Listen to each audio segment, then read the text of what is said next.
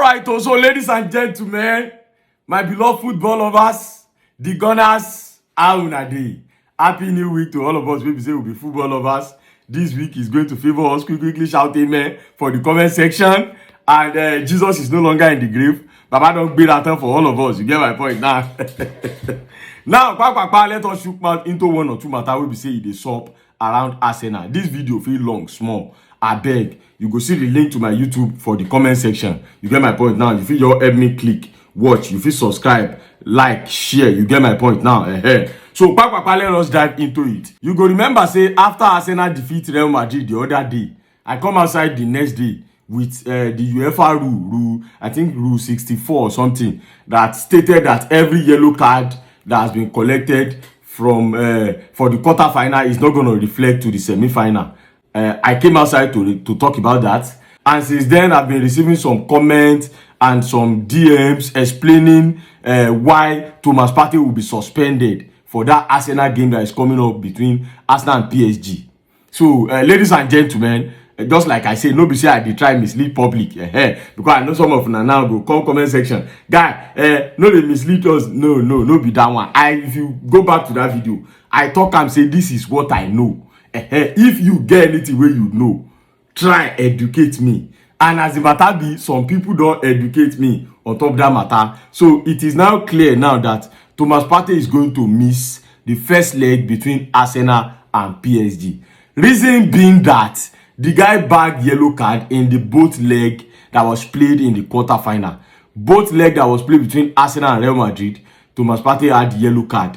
Other players in the likes of Declan Rice and co, wey be say they get yellow card in the first leg, all of their yellow card has been automatically eliminated like that. So, but for Thomas Partey, wey be say he collect yellow card, but for both first leg and the second leg, is going to be suspended for that game, for the first leg between Arsenal and PSG. So Thomas Partey will not be available. Me sef I just dey understand them clear now. You get my point. I hope say I don't do justice to that matter. Now, moving on now, I have to give a big thumb up to the Premier League because they've done something good for Arsenal. And in case you're an Arsenal fan, you've not seen what the Premier League did for you guys, I'm going to break it down for you now because Arsenal played the game yesterday. And by Wednesday, that is in the next 2 days, Arsenal are going to be playing the game that they are originally supposed to play by weekend. I think the game is supposed to come up by Sunday, something like that. But because Arsenal are in the Champions League, the Premier League have now drawn back the game to Wednesday for Arsenal. So once Arsenal play their game on Wednesday, they are going to have about 6 to 7 days. They are going to be playing, next week Tuesday. So Arsenal will have a whole full week to rest. That's 6 days to rest. This weekend, while everybody they play for Premier League, Arsenal no go play. They go do one place. Maybe say they go just dey train. They go dey rest. And the reason why I have to say that a big thumb up to the Premier League is that this is contrary to the PSG. We say Arsenal won't follow play. It's contrary to their own fixtures because as things stand right now, PSG have 2 more fixtures to play in this 1 week.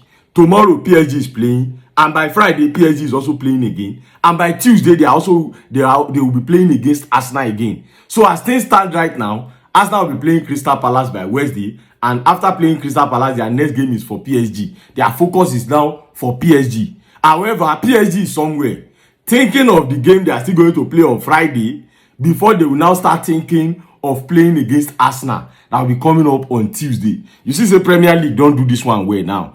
So Arsenal fans that always say that there's an agenda against Arsenal. I hope say you don't see now say agenda no day against Arsenal. At least they do well for Arsenal this time around by bringing the fixture that is supposed to be next weekend. They bring it to Wednesday. So by Wednesday now, Arsenal are going to be playing against Crystal Palace, of which I think this is a very, very good one. Good one for the Premier League and good one for Arsenal. Now, let us talk about the Crystal Palace game that is coming up on Wednesday. And they should say later today, sometimes today, Mikel Arteta will come outside for a press conference. If not today, then it should be tomorrow. He's going to come outside for a press conference and he's going to give us more updates concerning the injury for Arsenal. But what I can say right now is that Bukayo Saka is not injured.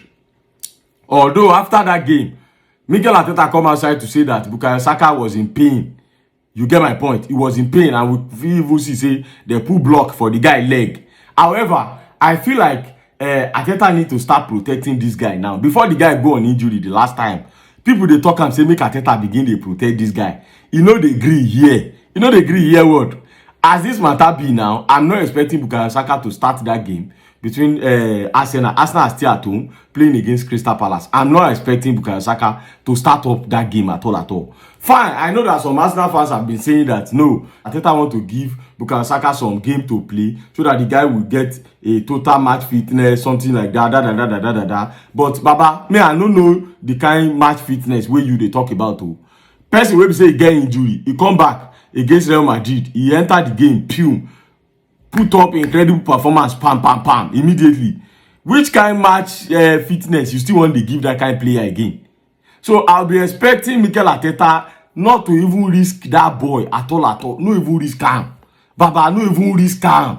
Ethan Nwaneri was at least the last time we say you play against Ipswich, you put Ethan Nwaneri, the guy came in and scored a goal. So Ethan Nwaneri no be small picking. Although I know say Arsenal also needed this game. They need this game too. As much as they want the Champions League, they also want to win this game too. They need all these things so that they go fit stamp their place in the top 4. I'm not expecting Arsenal to come down out of the top 4 zone though, but they also needed this game. But Bukayo Saka and I'm telling is not bad. Let them start this game. Let them. In fact, I'll be expecting this guy to even bench Martinelli, because look at that game against Ipswich. Look at that Ipswich player. He pressed Bukayo Saka, and after they gave the guy a red card, the guy they come off for pitch, and their fans still they clap for him. They clap for him.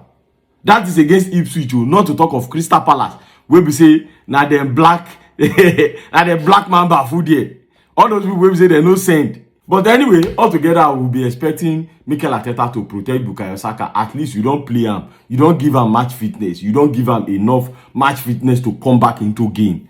At least this time around against Crystal Palace, no risk him, no risk him.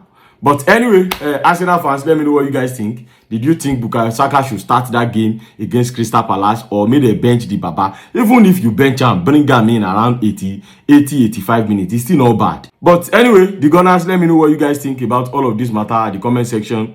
Premier League do well, I be they no do well. They do well for una this time around. I'll see you guys later.